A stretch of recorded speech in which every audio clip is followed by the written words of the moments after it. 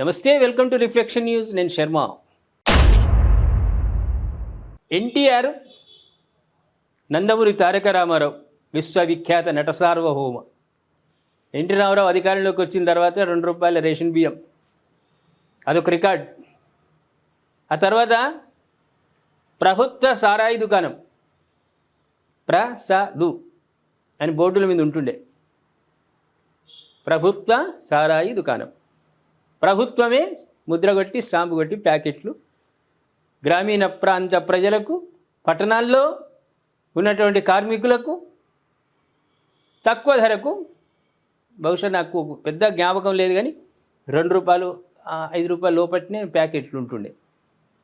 అది తీసుకొని వెళ్ళి హాయిగా వాడుకుందరు. ఇప్పుడు ఏమైందంటే అన్ని బ్రాండ్లు వచ్చినాయి, పెద్ద పెద్ద ఖర్చులు. చీప్ లిక్కర్ అయితే ఆరోగ్యం దెబ్బతింటుంది. ఇదైతే సహజ సిద్ధంగా అడవిలో లభించేటువంటిదే ఇప్ప పువ్వు. దానికి బెల్లము ఇంకేమేమి యాడ్ చేస్తారో ఆ మహానుభావులు అడవులలో తయారు చేసే వాళ్ళకి బాగా ఘనపాటిలు ఉంటారు, ఎక్స్పర్ట్స్ ఉంటారు, వాళ్ళకి తెలుసు. అయితే దాన్ని అంటే మళ్ళా తీసుకురావాలి. అయితే గత ప్రభుత్వం బీఆర్ఎస్లో ఉన్నప్పుడు వీటిని పూర్తిగా నిషేధించింది. సారా అనేది ఎక్కడ ఉండొద్దని నిషేధించింది. లంబడతండాలో జరుగుతుండొచ్చు, అది మనకు తెలియదు. దాన్ని మళ్ళా ముందుకు తీసుకొచ్చారు. ఇప్ప సారా సూపర్, ఆరోగ్యానికి కూడా మంచిదట. మరి ఎమ్మెల్యే చెప్తున్నాడు అనిరుద్ధ్ రెడ్డి, ఇప్ప సారా సహజ సిద్ధమైనటువంటిది, ఆరోగ్యానికి మంచిది, దాన్ని మళ్ళీ ప్రభుత్వం కూడా ఆమోదించి ముందుకు తీసుకురావాలి. ఈసారి ఏమన్నాడు మరి? ఈ సారు మాటనా లేకుంటే ప్రభుత్వం మాటనా? ఇది ప్రభుత్వ పెద్దలు ఏమైనా ఆలోచించిందా ఆ దిశగా? భవిష్యత్తులో తెలవాలి.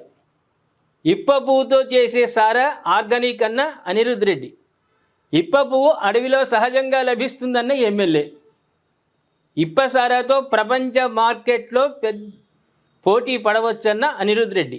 ప్రపంచ మార్కెట్ తోటి ఇప్ప పువ్వు సారా పోటీ పడవచ్చట. జడ్చర్ల కాంగ్రెస్ ఎమ్మెల్యే అనిరుద్ధ్ రెడ్డి మరోసారి ఆసక్తికర వ్యాఖ్యలు చేశారు.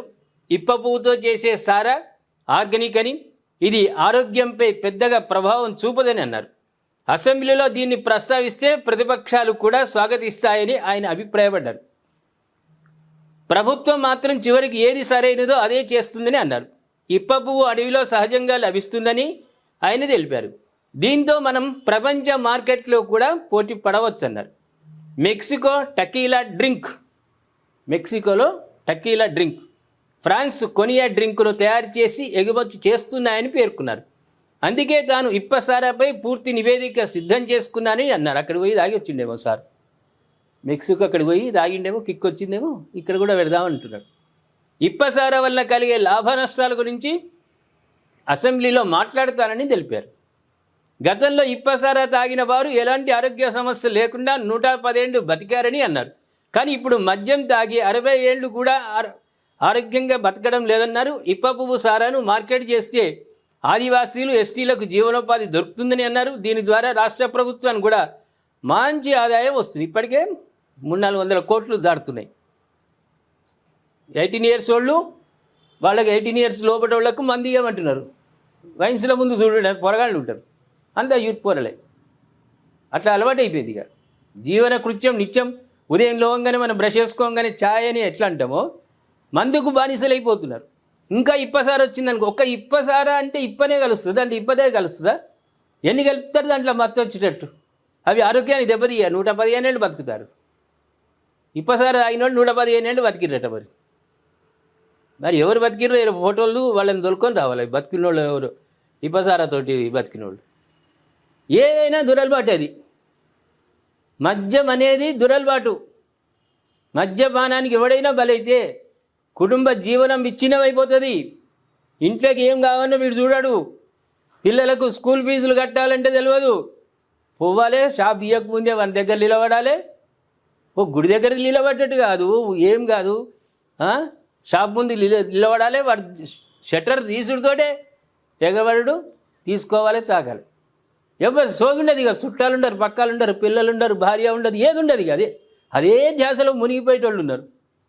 ఇంకా ఇప్పసారా వచ్చిందంటే ఇక ఇంకా ఇంకా ఇంకా గందరగోళమేనా. ఇది మంచిది కాదనే కదా నిషేధించిండ్రు. మళ్ళీ ముంగటి తెస్తున్నారు అంటే దీని ఇంకా ఏమర్థం ఉన్నది? ఆర్గానిక్ అది సహజంగా లభిస్తుండొచ్చు, దాంట్లో ఇంకెన్ని కలుపుతారు, ఎన్ని ఉంటాయి దానికి యాడ్ చేసేటి, అవన్నీ హాని చేసేటే కదా. అయ్యా అనిరుద్ధ్ రెడ్డి గారు, మీరు చేసిర్రు, ఒక కామెంట్ చేసిర్రు, ఇతర దేశాలతోటి పోటీ పడవచ్చు అన్నారు. ఇక్కడ పోటీ కాదు, ఇండ్లల్లో పోటీలు పడతారు. ఇంట్లో తినడానికి తిండి లేక భార్యాభర్తలు నిత్యం కొట్లాడుకుంటారు. ఇక అగ్బా దొరికిందనుకో, ఇక 10 ప్యాకెట్లు తెచ్చుకుంటాడు. ఇక అదే, ఇక నిత్యం అదే, ఇక నిత్యమైంది వన్ బై వన్, ఇక ఒకటి తర్వాత ఒకటి. ఆరోగ్యాలు ఏం కావాలి? దీన్ని మీరు మరి ఏ విధంగా సమర్థించుకుంటున్నారో నాకు అర్థం కావడం లేదు. మద్య నిషేధం చేయాల్సిందే. అప్పుడు చంద్రబాబు నాయుడు పీరియడ్ ఉమ్మడి రాష్ట్రంలో చేయలే మద్య నిషేధం. ఎవరో కొందరు ఆతృత ఉన్నోళ్ళు, పైసలు ఉన్నోళ్ళు వేరే రాష్ట్రాలకు పోయి అది చేసిరు, ఎంజాయ్ చేసిరు, కానీ బాటిల్ అయితే ఇక్కడ దేనియలే, చెక్ చేసిరు. మద్య నిషేధమే కావాలి, కానీ ప్రభుత్వాలకు అదొక ఆదాయ వనరులు. ఇప్పుడు దేవాదాయ ధర్మాదాయ శాఖ వాళ్ళకు గల్లాలు, ఈ పూజకి ఇంత అని బిల్లులు ఎట్లయితే వేస్తారో, ప్రభుత్వానికి ఆదాయం వచ్చే మార్గాలు ఇవి. ఎట్లది నిషేధిస్తారు కదా. ఇంకా నిషేధించుడు కాక పక్క పెట్టి వైన్స్కి ఎదురుగానే పోలీస్ శాఖ వాళ్ళు ఉంటారు, డ్రంక్ అండ్ డ్రైవ్ చేస్తుంటారు. వైన్స్కి ఎదురు వైన్స్ బంద్ చేయించండి, డ్రంక్ అండ్ డ్రైవ్ ఎందుకు? అది బంద్ చేస్తే అవసరం లేదు కదా. ఇదో రకమైన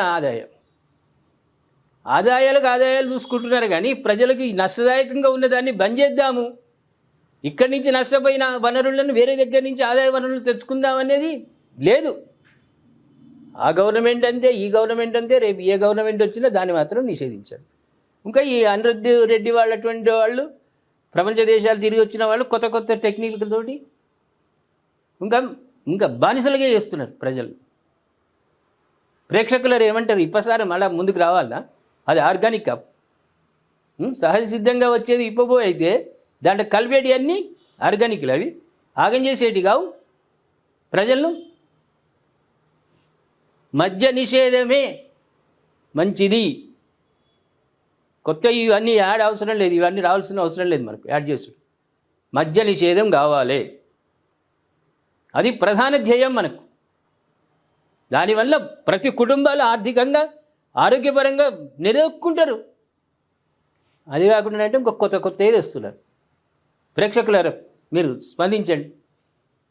ఉన్నదే దరిద్రంలో ఉన్నదంటే ఇంకా ఇప్పసారి వస్తే కుటుంబాలు ఏం కావాలి?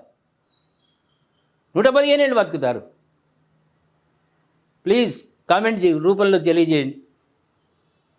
మీరు ఇచ్చే మెసేజ్ 10 మంది చూడాలి. అట్లే సబ్స్క్రైబ్ చేసుకోండి, షేర్ చేయండి. మీరు మరీ ఫోన్ చేసి చెప్పండి, అలానా వీడియో వచ్చింది ఇప్పసార గురించి అంటే అనిరుద్ధ్ రెడ్డి చెప్పిన ముచ్చట ఉన్నది, రిఫ్లెక్షన్ వాళ్ళు చెప్పారు అని మీరు తెలియజేయండి. మనకి ఇటువంటి అవసరం లేదు, మన ఆరోగ్యానికి కావాల్సినవి కావాలి. ఫ్రీ హెల్త్, ఫ్రీ ఎడ్యుకేషన్ చేయండి. వనరులు, ఆదాయ వనరులు కావాలంటే సమకూర్చుకోండి. లేకుంటే ఎమ్మెల్యేలు, ఎంపీలు మస్తు ధనవంతులు ఉన్నారు, ప్రభుత్వానికి ఫండ్ ఇవ్వను. మాకు దరిద్రం చుట్టుకున్నది ఈ మద్య నిషేధం చేసినాం కాబట్టి ఇన్కమ్ వస్తలేదంటే ఇస్తారు.